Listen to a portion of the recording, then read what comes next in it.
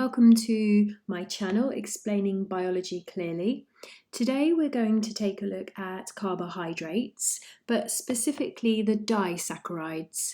So do see my previous video on the monosaccharides and take a look at that first. So carbohydrates are molecules that you find in all living organisms.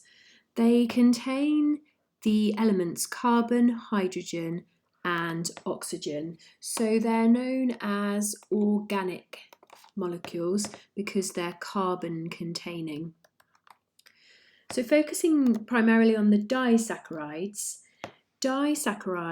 are dimers, and that's a generalized term for all types of molecules where we have two units joined together. And the two units that we have joined together in disaccharides are two monosaccharides. So disaccharides are made of two monosaccharides joined together, chemically joined together. So we'll give some examples of specific types of disaccharides. Now over here on the right hand side, I've drawn two glucose molecules. Now specifically they're alpha glucose molecules. One thing you might notice straight away is I haven't done all of the elements in the alpha glucose. Their formulas are C6H12O6. So we can only see the elements around the carbon 1 and the carbon 4 of each of these glucoses here, just to simplify them. Do see my video on monosaccharides for further detail on the structure of alpha glucose. So these are separate at the moment, and we're going to have a look at how they join together to form a disaccharide.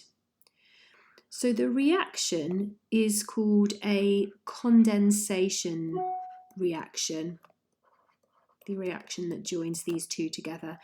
And a condensation reaction is where a bond forms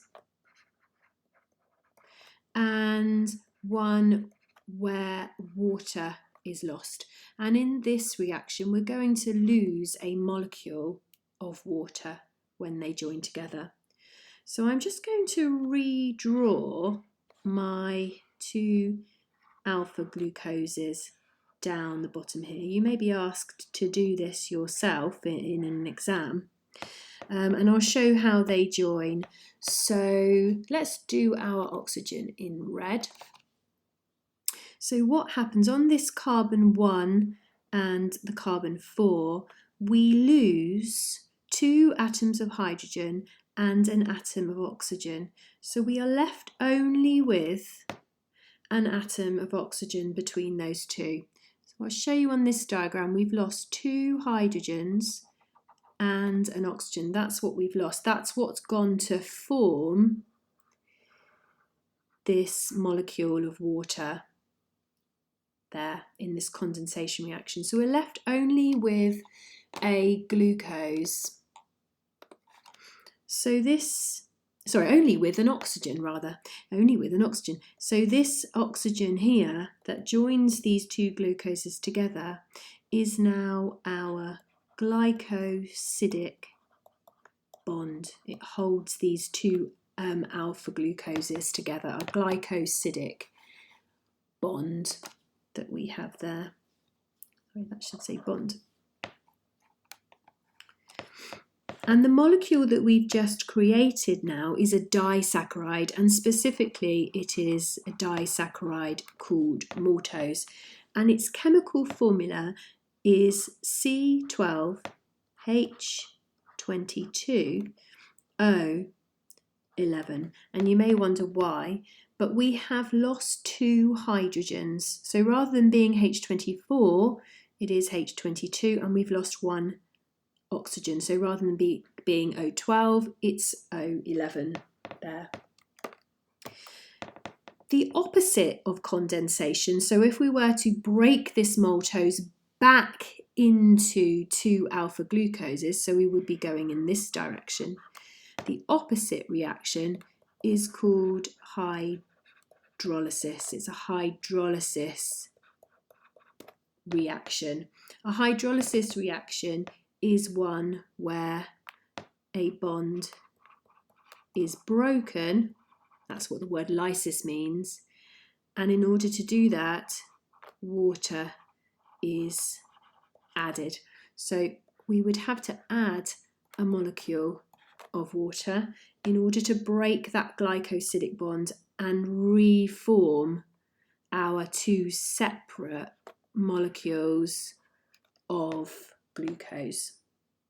So there's one example, maltose. Now, maltose, being a disaccharide, maltose is made, as we said, of glucose and glucose joined together, and it's found in malt, which is made from grains.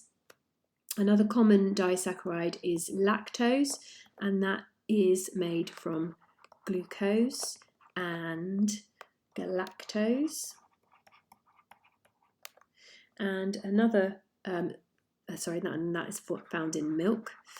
And another common disaccharide is sucrose, which is made from glucose and fructose, and this is found in fruit. So what are their uses? Their uses are as an energy source. So these disaccharides here are broken down, releasing their monosaccharides that they're made up of, releasing their single units that they're made up of, and the single units are then used in respiration as a source of energy. So what's happening in respiration is the energy trapped in the bonds in this molecule, in these molecules, is being released, and it's being used to produce bonds in another molecule called ATP. So respiration means that the molecules are broken down